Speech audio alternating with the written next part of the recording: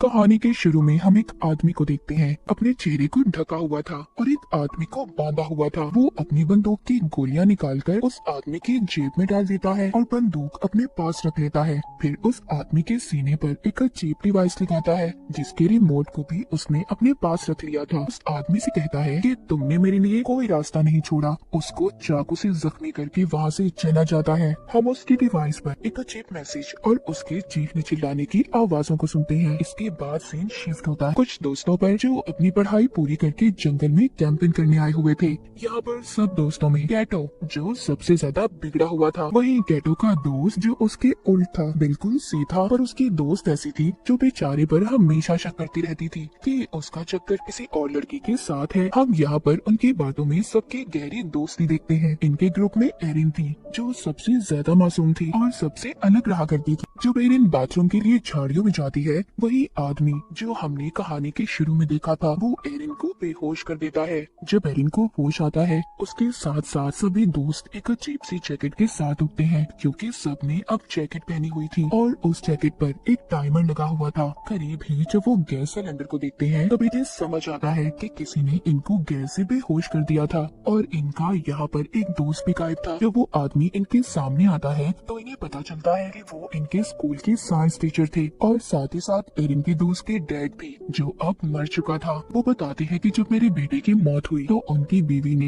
इस सदमे से अपनी जान ले ली जिस वजह से उन्होंने अपनी फैमिली को खो दिया। अब उन्हें ऐसा लगता था कि कहीं न कहीं इन दोस्तों में से ही कोई कातिल है जिसने मेरे बेटे को मारा होगा। वो कहते हैं आज तो तुम्हारी दोस्ती का इम्तिहान है। वो जैसे ही अपने हाथ में लिए रिमोट को दबाते हैं, सबकी जैकेटों पर लगी हुई डिवाइसेस ऑन हो जाती हैं। आज तो टेस्ट में सिर्फ वही बचेगा जिसके पास सबसे ज्यादा वक्त होगा। इसके बाद वो अपने आप को ही गोली मार लेते हैं। ये देखकर सब काफी ज्यादा डर जाते हैं। अपनी अपनी जैकेट्स को निकालने की कोशिश कर रहे थे पर वो निकलने का नाम नहीं ले रही थी। उन्हें समझ नहीं आ रही थी कि आखिर टाइम की खत्म होते ही होगा क्या। वो देखते हैं किसी के डिवाइस में बहुत ज्यादा टाइम था और किसी के पास बहुत कम। उनकी सबसे बड़ी परेशानी ये थी कि दूर दूर तक उनके लिए कोई मदद नहीं थी और इनके टीचर ने सबके फोन्स को भी तोड़ दिया था। अब उन्हें समझ नहीं आती कि वो सच में एक बड़ी मुसीबत में है। एक दूसरे से लड़ने लगते हैं पर अभी भी कुछ को ये मजाक लग रहा था। जब ये आगे जाते हैं तो इनको अपना दोस्त बॉबी मिलता है जो एक पेड़ से लटका हुआ था। बॉबी की दोस्त उसको आजाद करने के लिए आगे बढ़ने वाली थी। तभी दूसरी दोस्त कहती है हो सकता है ये चाल बॉबी की हो, हमें यहाँ पर फंसाने की, क्योंकि इसने हमें यहाँ पर बुलाया था।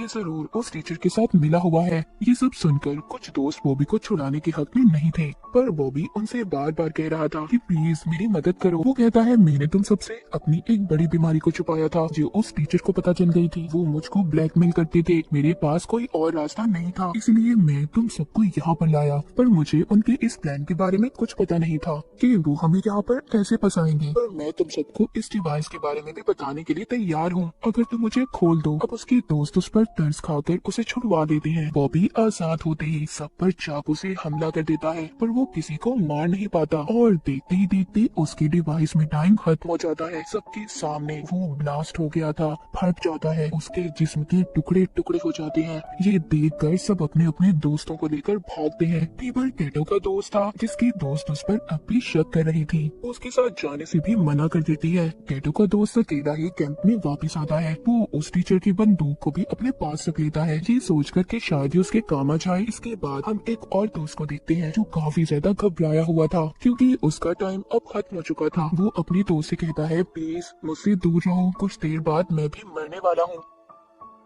पर तभी जब इसके एक और दोस्त इनके पास आ रही थी तो ये गलती से उस पर फ्लैशलाइट से हमला कर देता है जिससे फौरन ही उस लड़की की जान चली गई थी। पर होता कुछ ऐसा है कि उस लड़की के पास जो टाइम बचा था वो सारा इस लड़के को मिल गया था। वो बहुत परेशान हो गया था। इनकी एक सहीन दोस्त कहती है जिसको अब सब कुछ समझ आ गया था हमारे डिवाइसेस में कुछ ऐसे सेंसर्स हैं जो इंसान मारेगा तो उसका सारा वक्त दूसरे इंसान को मिल जाएगा, बिल्कुल पबजी की तरह। हथियारों की बजाय बचा हुआ वक्त। दूसरे इंसान को ट्रांसफर हो जाएगा। उस टीचर ने जानबूझकर ये सब किया था कि सब एक दूसरे की जान ले सके, अपनी जान बचाने के लिए। सब सुनने के बाद सारे दोस्त एक दूसरे के दुश्मन बन गए थे, क्योंकि सबको अपनी जान प्यारी थी। दूर खड़ी एक दोस्त भी इनकी सारी बातें सुन रही थी, जो थोड़ी पागल थी। उसके चेहरे पर उसकी नीयत साफ नजर आ रही थी, क्योंकि उसका टाइम जो खत्म होने वाला था। वो एक लकड़ी का टुकड़ा उठाकर सब पर वार करने लगती है, पर सभी वहाँ से भाग गए थे। अब यहाँ पर नजर आता है सब दोस्तों का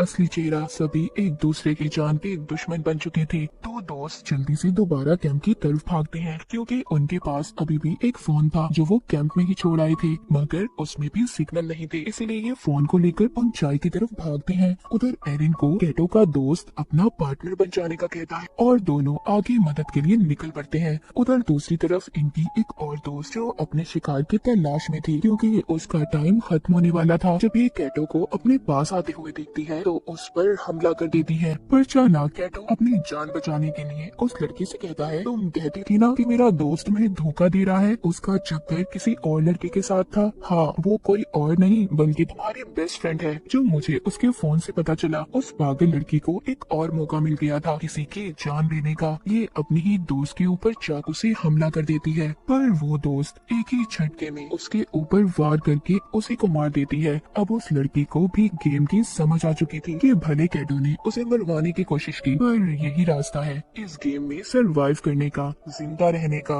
वो कैटो के साथ मिलकर टीम बना लेती है और दोनों सबका शिकार करने का प्लान बनाते हैं। उधर दूसरी तरफ जिन दोस्तों को फोन मिला था, अब वो लड़की अपनी डैड को फोन करती है जो पुलिस ऑफिसर थे, पर उसकी कॉल नहीं लग रही थी। अब उसको शक होने लगा था कि कहीं उसके डैड भी किसी मुसीबत में ना हो। जब वो जीपीएस से लोकेशन पता करते हैं तो उससे पता चलता है कि उनके डैड कहीं आसपास ही थे। उधर दूसरी तरफ एरिन और उसके दोस्त को चलते हुए टीचर का वही शिकार मिलता है जो हमने कहानी के शुरू में देखा था, जिस आदमी को बांधकर उसने रखा हुआ था। ये आदमी कोई और नहीं बल्कि उस लड़की के डैड थे जो अपने डैड को कॉल कर रही थी। साइंस टीचर ये सब इनके साथ इसलिए कर रहा था, उसको अब भी ऐसा लगता था कि उसका बेटा किसी नशे से नहीं मरा बल्कि उसे जानबूझकर मारा गया है, और ये सब इन दोस्तों की पार्टी में हुआ था। उस लड़की के डैड को इसलिए मारा क्योंकि बिना छानबीन किए उन्होंने उसके बेटे के केस को बंद कर दिया था। यानी कि सच ये था कि इन्हीं के बीच में कोई कातिल है। उधर ही एरिन के दोस्त को बुलेट्स गोलियां भी मिलती हैं, जिसको उठाकर ही अपने पास रख लेता है। इनकी दोस्त के डैड मरने ही वाले थे, तभी एरिन का दोस्त बंदूक में गोलियां डालकर उन्हें मार देता है। एरिन को यकीन नहीं हो रहा था कि उसका दोस्त इतना बेदर्द हो सकता है। वो उसको समझाता है कि सब मैंने तुम्हारे लिए किया, क्योंकि वो ज्यादा देर जिंदा नहीं रहते, वो मरने ही वाले थे और उनको मारने से कम जो उनका बचा हुआ वक्त है वो तुम्हें मिल गया। एरिन का दोस्त उसको बंदूक देकर कहता है, तुम इससे खुद को महफूज कर सकती हो, ये तुम्हारी हिफाजत के लिए है, क्योंकि जीने का हक है तुम्हें। और खुद वो कैटो की तलाश में निकल पड़ता है, क्योंकि उसे ऐसा लग रहा था कि साइंस टीचर के बेटे उनके दोस्त का कातिल कैटो है, क्योंकि उस दिन पार्टी में वो नशे वाली दवाई वही लाया था।